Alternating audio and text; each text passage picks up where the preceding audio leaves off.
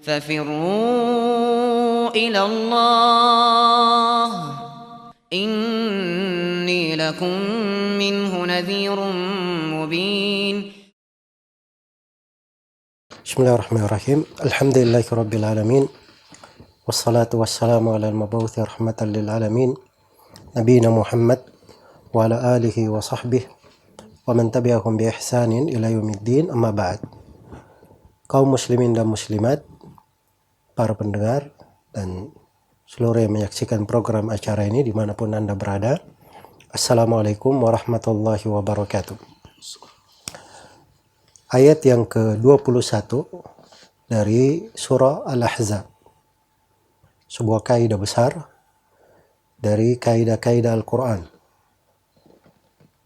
yang menggariskan jalan hidup seorang mukmin dan mukminah, yang mengikatnya dengan tuntunan abadi yang membawa kebaikan sejati untuknya di kehidupan dunia ini dan di kehidupan akhirat nanti.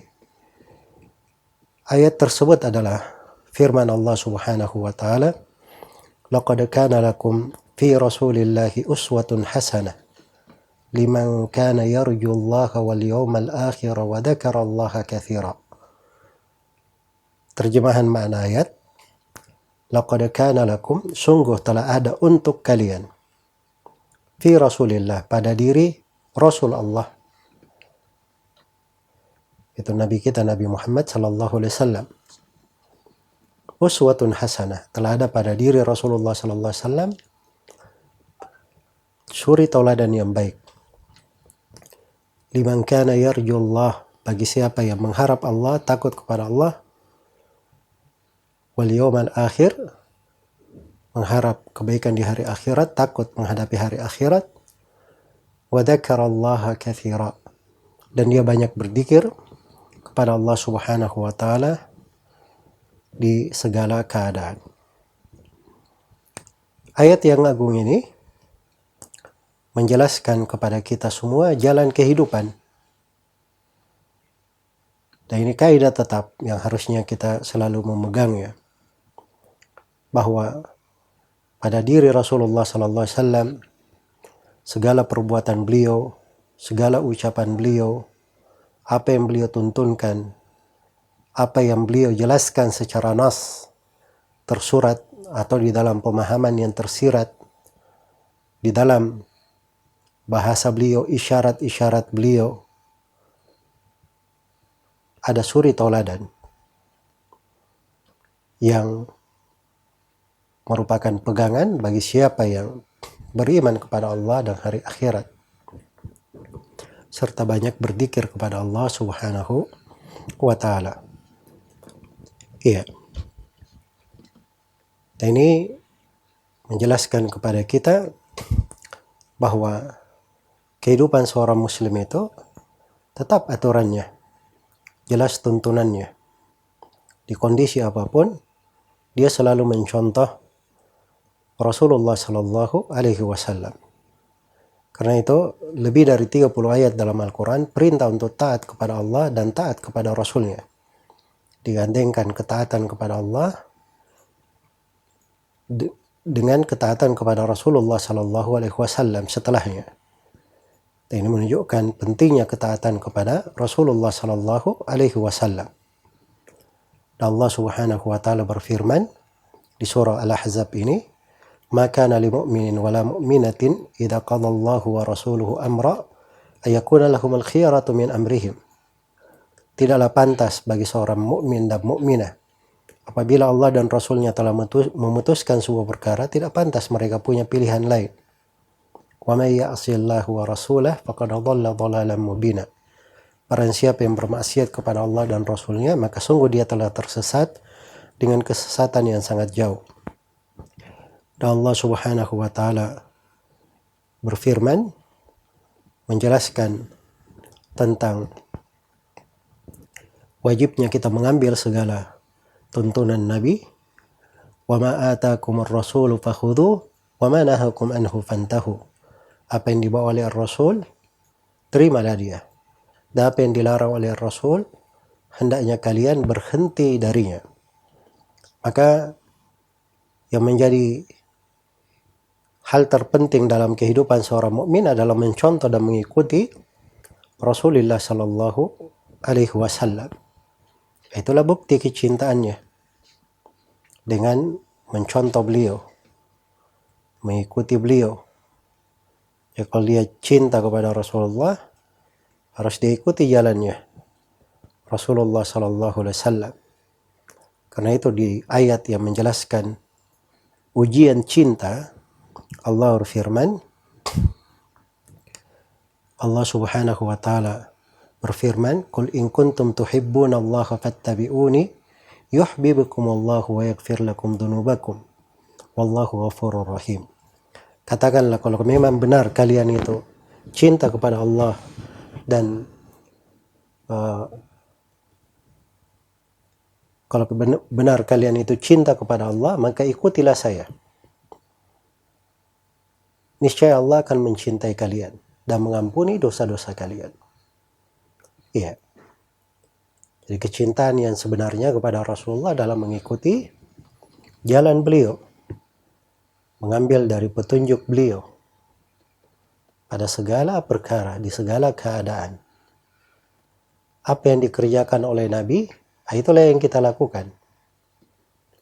Apa yang tidak dikerjakan oleh Nabi, maka kita tidak mengerjakannya. Karena Nabi Shallallahu Alaihi Wasallam itu tugasnya adalah menjelaskan segala kebaikan untuk umatnya. Tidak ada satu kebaikan pun untuk umat ini kecuali Nabi telah menjelaskannya. Telah sempurna di dalam tuntunan beliau. Karena itu Allah berfirman, "Al-yawma akmaltu lakum dinakum wa atmamtu alaikum ni'mati wa raditu lakumul Islam madina." Pada hari ini telah kusempurnakan agama kalian untuk kalian dan telah kucukupkan nikmatku atas kalian serta telah kuridhai Islam sebagai agama kalian. Iya. Dan di dalam Sahih Muslim dari hadits Abdullah bin Amr bin As, Rasulullah Shallallahu Alaihi Wasallam bersabda, "Innahu lam yakun nabiyyun qabli illa kana haqqan alaihi ayadulla ummatahu ala khairi ma ya'lamuhu lahum wa yundhirahum syarra ma ya'lamuhu lahum."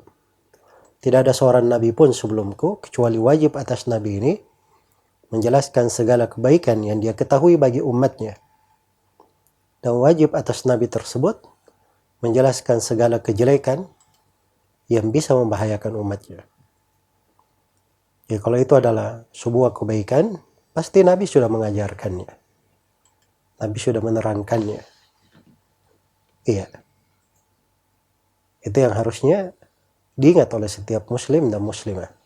Apa yang syah dari tuntunan Nabi, kita terima, kita jalankan. Apa yang Nabi tinggalkan, padahal beliau sanggup melakukannya, para sahabatnya juga sanggup untuk mengerjakannya, dan sebab hal tersebut ada di masa Nabi, tapi Nabi tidak melakukannya, itu menunjukkan hal itu sengaja ditinggalkan oleh Nabi. Iya. Maka di sini pada petunjuk Nabi itu ada namanya hal yang dikerjakan oleh Rasulullah. Itu yang dikatakan sebagai sunnah fi'liyah, sunnah yang dikerjakan.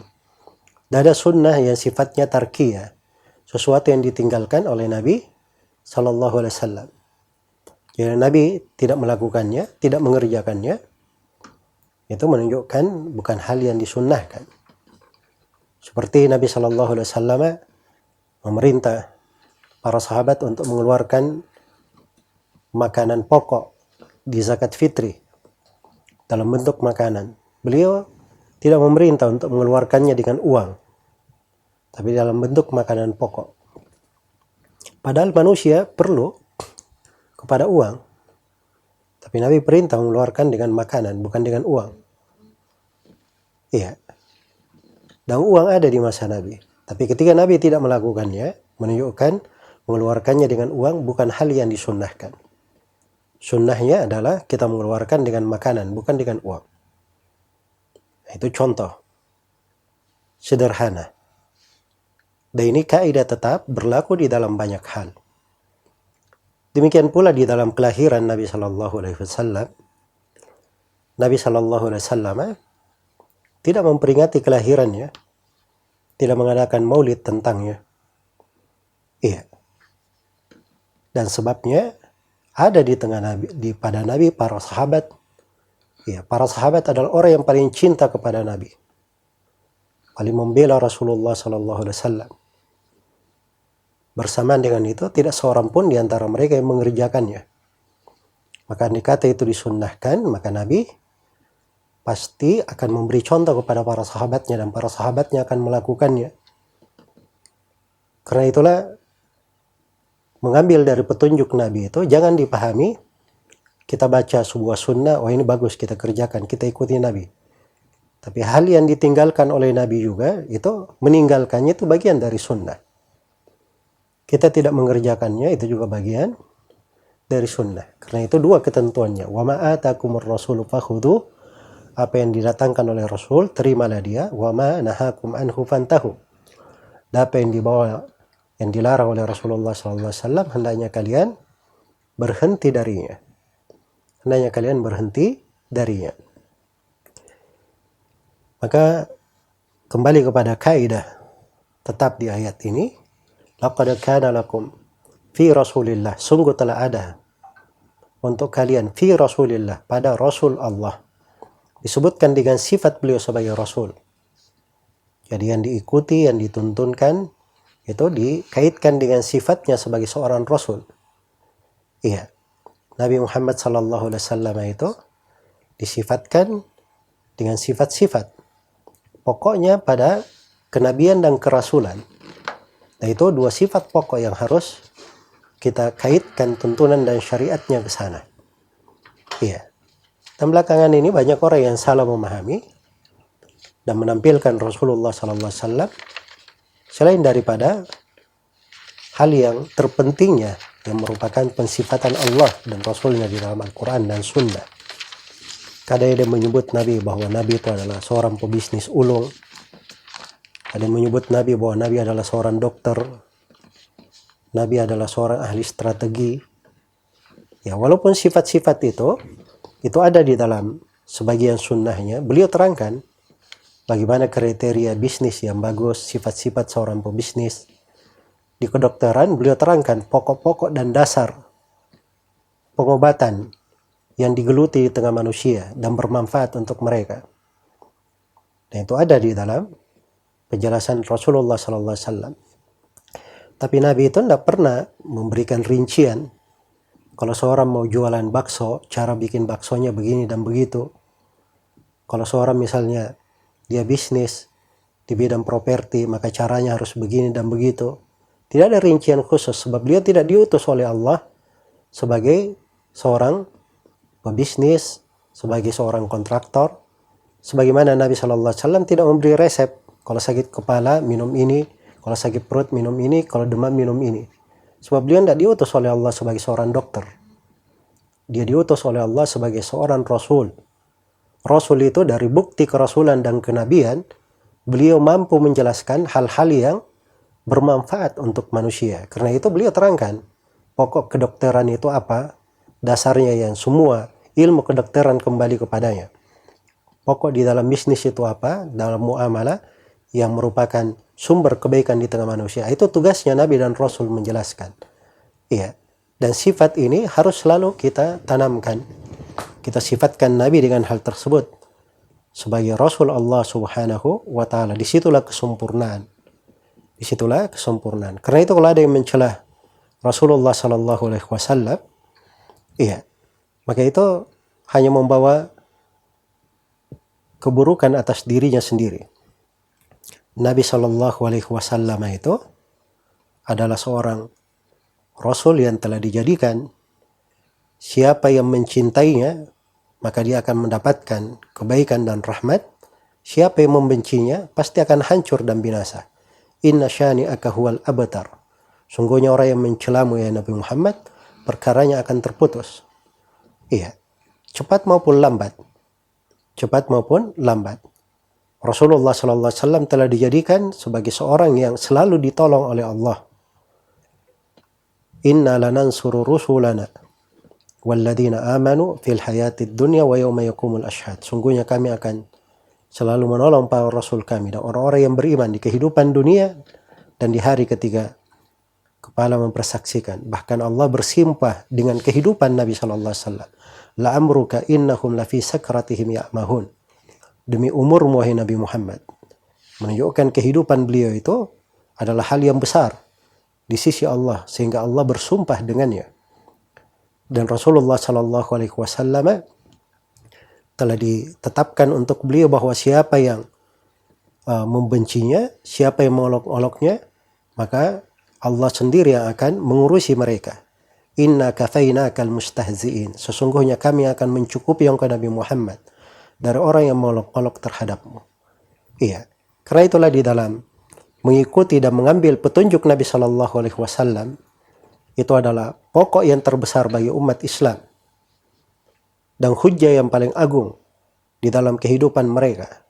Karena itu adanya orang-orang kafir yang mencela Nabi Sallallahu Alaihi Wasallam itu berangkat dari luasnya perkembangan Islam ini dan bagaimana Islam ini mewujudkan berbagai kebaikan di tengah manusia dan bagaimana syariat Islam ini dipeluk oleh banyak orang-orang Yahudi maupun Nasara. Mereka masuk berbondong-bondong ke dalam Islam sehingga membuat orang-orang kafir itu kehabisan akal, banyak mencari jalan-jalan yang tidak bersih sehingga sering kita temukan di masa ini celaan-celaan terhadap Rasulullah sallallahu alaihi wasallam.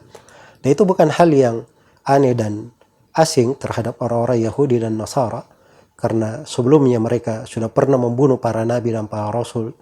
Mereka melakukan hal-hal yang lebih besar daripada itu. Karena itu kalau kita kembali kepada kaidah ayat ini, ayat yang sangat agung sekali. Laqad kana lakum fi Rasulillah, sungguh telah ada untuk kalian pada Rasulullah uswatun hasanah, suri tauladan yang baik. Suri tauladan yang baik. Jadi Nabi itu dijadikan untuk diikuti. Suri tauladan pada ucapannya, pada perbuatannya, pada takrirnya, apa yang beliau tetapkan, pada apa-apa yang beliau sifatkan, apa-apa yang beliau isyaratkan. Ya, pada segala hal yang datang dari Nabi sallallahu alaihi wasallam. Kecuali di dalam perkara-perkara yang memang Nabi menyerahkan hal itu kepada umat Islam dari perkara dunia, maka itu lain lagi pembahasannya. Karena itu syah di dalam Sahih Muslim, Nabi sallallahu alaihi wasallam pernah melihat sebagian sahabat mentakbir pohon kurma.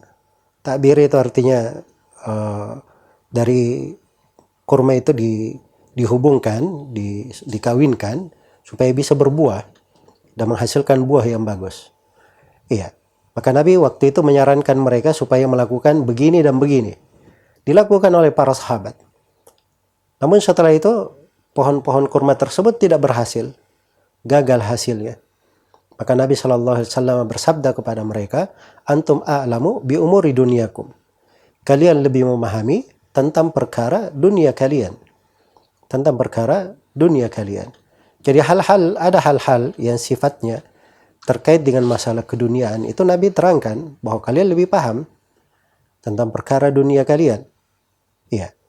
Karena Rasulullah SAW seorang Nabi dan seorang Rasul itu telah jelas apa tugasnya dan apa yang beliau sampaikan dan apa yang beliau syariatkan.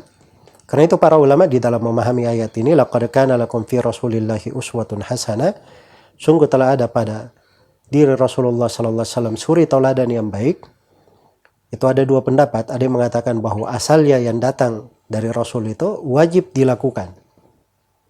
Kecuali kalau ada dalil yang menunjukkan sunnahnya atau tidak wajibnya. Dan pendapat yang kedua ada yang mengatakan apa yang datang dari Nabi itu sunnah untuk diikutkan. Ya, sunnah untuk diikuti. Hingga ada dalil yang menunjukkan tentang kewajibannya. Dan ada yang merinci bahwa ini ayat terkait dengan urusan agama, itu adalah kewajiban. Adapun terkait dengan urusan dunia, itu adalah masuk di dalam hal-hal yang disunnahkan.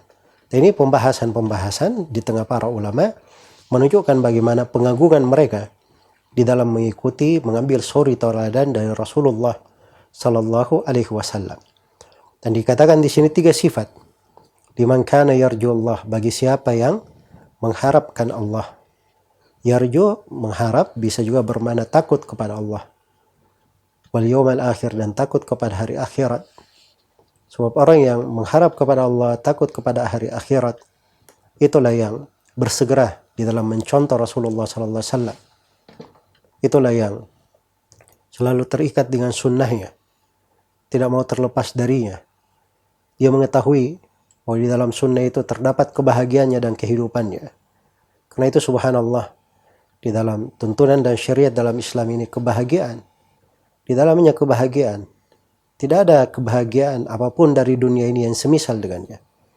Misalnya salat 5 waktu. Ini dari keajaiban dunia subhanallah. Ada sebuah ibadah yang disyariatkan, salat 5 waktu ini, yang seorang mukmin dan mukminah sangat berbahagia dengan salatnya. Kalau dia masuk di dalamnya, memahami arti salatnya, maka dia akan mendapatkan kebahagiaan yang tidak bisa diukur dan dinilai dengan dunia dan segala isinya. Ini satu bentuk dari ibadah.